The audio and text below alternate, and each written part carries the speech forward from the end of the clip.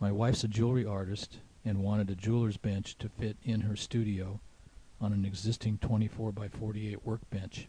I went on the internet and was inspired by these examples. She found a dining room table at Goodwill for $20 that was 36 inches wide with 2 leaves. I was able to take it apart and use it for almost everything that I needed. Started with a cardboard template on the table to gauge what height would work for her.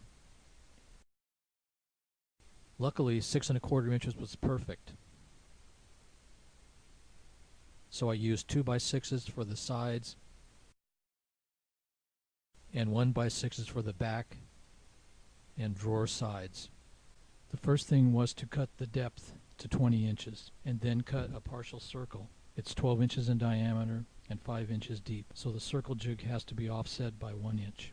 I used iron-on shelf edging to finish off the rough edges. All the trim pieces came from components of the dining room table that were cut to size.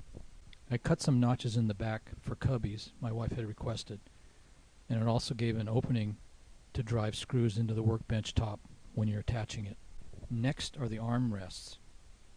They're made from 1 by 4s with a dowel stop. I used Craig pocket screws, and they worked great in this application. Now it's time to install the drawer tracks. Now it's time to start gluing and screwing down all the parts. Make sure the armrest moves easily and a notch is cut in the inside guide so that the stop can go through.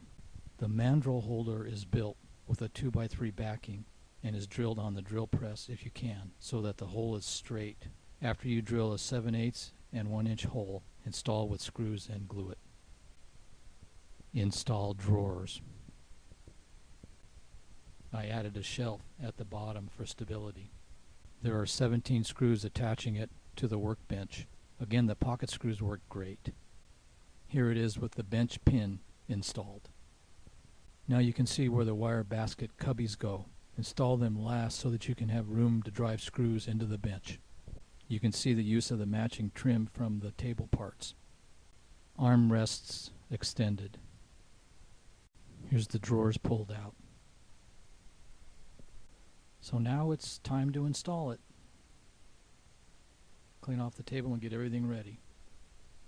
You got 17 screws to screw in, and make sure you screw them all down tightly. My wife also wanted a catching shelf to catch small pieces that may fall off her work. It's made from the same material and ripped to size. Drawer glides are attached to 2 side mounts. Use temporary cross pieces for stability during installation. Clamp it to the bottom of the workbench. Use 6 screws to attach it to the underside. There it is, finished and installed.